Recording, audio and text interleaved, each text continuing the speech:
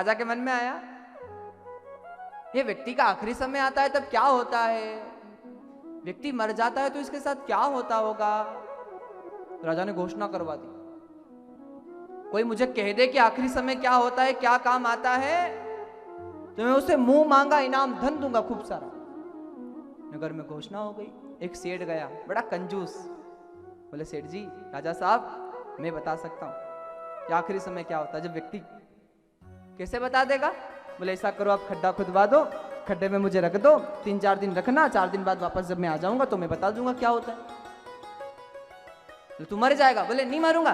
कैसे? बोले आप एक पाइप लगा देना कि मैं श्वास लेता रहूं। ठीक है भाई। तू घर पूछ के आया?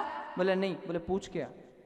अब ये सेठ घर गया पूछने, तो इसके पीछे एक भिक्षुक लगा जो भूखा था महाराज, कई दिनों से जिसको भोजन नहीं मिला।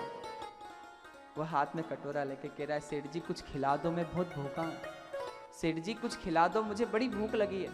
सेठ को बड़ा क्रोध आया, पीछा ही नहीं छोड़ रहा है, कचरा पड़ा हुआ था रास्ते में, उठाया कटोरे में दिया, ले खा ले। भिक्षुक निराश होकर चला जाता है। सेठ घर गया, घर वालों से पूछा, फिर राजा के पास गया। राजा ने जमीन से महाराज खड्डा खुदवाया और उस गड्ढे में इस सेठ को रखा, ऊपर से मिट्टी डाल दी गई, एक पाइप लगा दी गई जिससे श्वास लेता रहे। बहुत ध्यान देना। शाम का समय हुआ। शाम के समय उस गड्ढे के पास एक नाग, एक भुजंग, एक सर्प भटकता हुआ आया और वो उस पाइप में प्रवेश करने लगा। कौन सी पाइप में? जो श्वास लेने के लिए लगाई गई। बहुत ध्यान देना।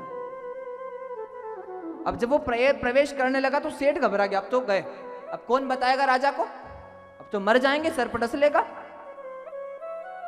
पर जब उसने देखा कि सर्प प्रवेश करने का प्रयास कर रहा है तो उस सर्प के आड़े कचरा आ रहा है। जो पाइप लगाते समय उस पाइप में कचरा था और उस कचरे के कारण वो सर्प उसमें प्रवेश नहीं कर पा रहा है। क्या आ रहा है? क्यों?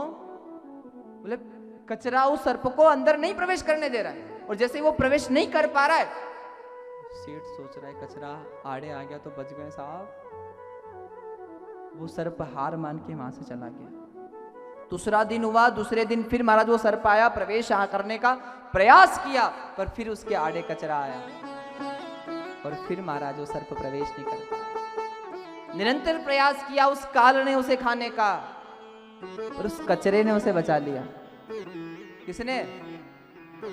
3 दिन बाद राजा ने गड्ढा खुदवाया, सेठ से पूछा, भाई क्या होता है जब मृत्यु आती है तब? क्या होता है जब काल आकर खड़ा होता है तब कौन साथ देता है? उस समय वो सेठ की आंख में आंसू आ गए, और उस सेठ की आंख में आंसू भरे वो सेठ कह रहा है, साहब जब काल लेने आता है, मृत्यु लेने आती है, तब ना बेटा बचा सकता है, ना पत्नी बचा सकती है, ना भाई बचा सकता है, ना घर बचा सकता है, कोई नहीं बचा सकता।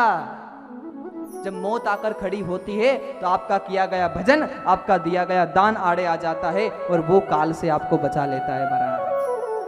क्या काल से अगर कोई बचा सकता है तो अपना पुण्य बचा सकता है, बाकी दुनिया की कोई चीज हमें अब बचा नहीं सकती। तो मृत्यु सुधारना बड़ा कठिन है, जीवन सुधारना सरल है। जीवन तो अच्छा हर कोई जी लेता है,